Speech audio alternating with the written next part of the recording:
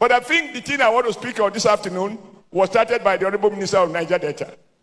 Is that the challenge we have now, Your Excellencies? I wasn't at the Governors Forum, but I imagine that what you must have discussed is the fact that we have a president that has made it possible for more transparency in federal finances. Your Excellency, sir, when I was governor here, we were always arguing over so-called, and I think, Governor Silva, you were probably part of it, so-called excess crude. Today is 7 billion, next time is 2 billion. The thing will go up and disappear. I understand all of that is gone. All governors now agree that under President Bola Ahmed Tinubu, there is more transparency in revenue allocation, and as a consequence, more money is accrued to the state. Because it is the development of the part that speaks to what is happening in the whole. And to our people, let me say this. In moments like this, those who don't like bad things, we keep amplifying, things are tough. Things are tough. Life is not easy. X, Y, Z. But I want to start by reminding Edo people. Before this president, Bola Ahmed took over power, even the money you already earned, what were we told by the former president and the former CBN governor? They said our money has expired. Is that not correct?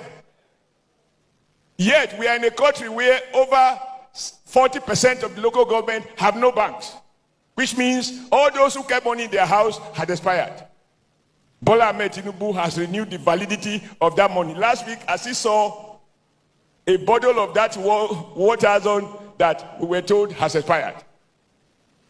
The other, which is important,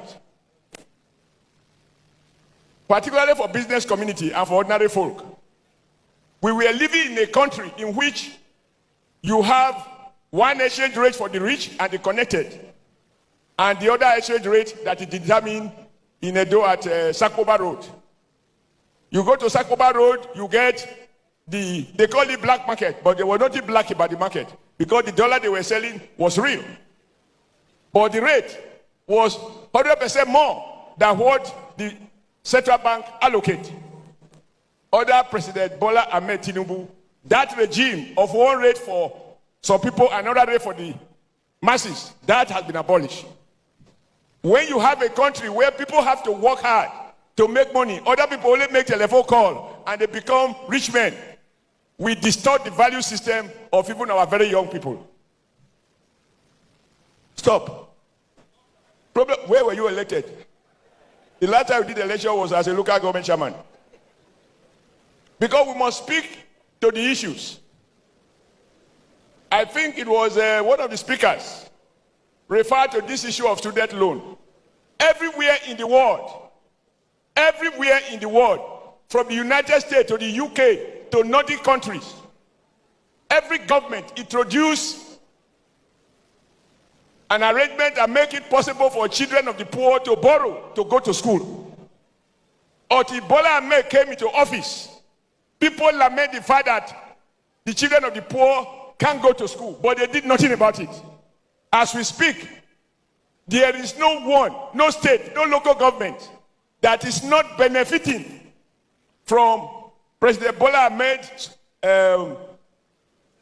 scholarship loan, which you can only pay back if you get a job. So this is one loan they will not sell your mother's property or your father's groundnut farm to pay back. So when the president recognizes that there are people who can't go to school, but who have the competence to go to school and offer them such a facility, do you want to say you do not appreciate that? Was that condition has been there from over 20, 30 years where PDP was in power. As we speak, the president has carried out a revolutionary reform, and this must be of interest to our small-scale businessmen and women, because sometimes people only hear of reform of taxes. They never know how does it affect them. President Bola Ahmed Tinubu has now decided that if your business, your turnover is less than 50 million naira, you should be exempted from paying tax. That for me is important. You don't donate blood from somebody who is sick to go and inject to somebody else who is sick. You end up killing two people. Tinubu said the poor should be exempted from taxation. Does that not affect the other man in my village? Does it not affect the other man, woman in your village? You in Edo State, I am sure you are witnesses to all the efforts which the Nigeria First Lady has been making to target women for financial empowerment. Is it not true?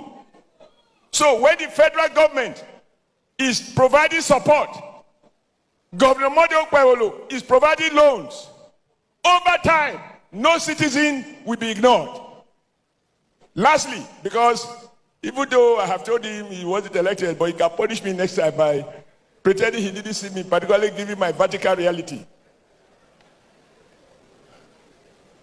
We do need for us to appreciate where we are. Please, we all have a duty to educate the man on the street where we are coming from. We are coming from a country that was almost like Zimbabwe or Idi Amin's Uganda, where Idi Amin Dada asked the central bank governor, go and print money for us to share to people. And the governor said, if we print more money, Uganda currency will be like a sheet paper.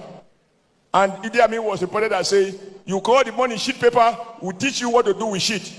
A week later, the man had an accident and he was gone. This is what the immediate past CBA governor was doing. In the Senate, we have the records now that they printed over 31 trillion naira, which they call ways and means. You know, when government want to deceive the people, they use jargon. They call it ways and means, but I can tell you what it means. It means a situation in which government print back notes, not based on what we have earned or any resources, just print back notes to go and share the people to meet their money illusion. It is the result of that excessive printing of back notes that led to the collapse of the naira.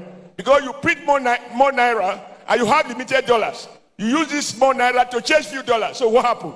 The price of the dollar went up and the value of the naira went down. So to understand the root cause of the present cost of living and the exchange rate regime, you must trace it and locate it in terms of the excessive amount of banknotes, two so-called ways and means, which the past government created and which this government has eliminated. We could go on and on. Nigeria was borrowing every day the way fish drink water. Today, it has been the burden of President Bola Ahmed Tinubu to pay back those loans in order to guarantee the sovereignty of our nation. And of course, at selfish level, we in Edo State, this president has shown specific concern to Edo. He told us when he came for election, for those who say Edo cannot be, Edo is not Lagos. President said when he win, Edo will not only become Lagos, Edo might even become much more than Lagos. And with the relationship between our governor and our president, now that the governor is settling down, all the distractions are almost over.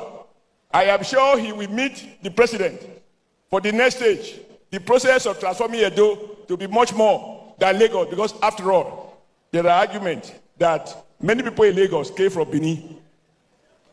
Many people in Lagos came from Benin. So even the president has obligation to settle Benin, to settle Edo, because many of the people in Lagos come from here.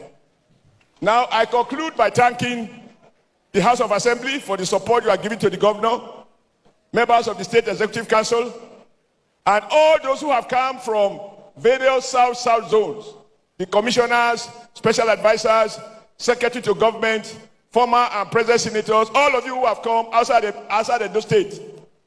We are indebted to you, we are honored, and as Idi Amin will say, when we have opportunity, we will thoroughly retaliate your hostility to us by coming here. I'm sure you know what I mean. So thank you so much. May God guide you as you return back to your various destinations. God bless you all.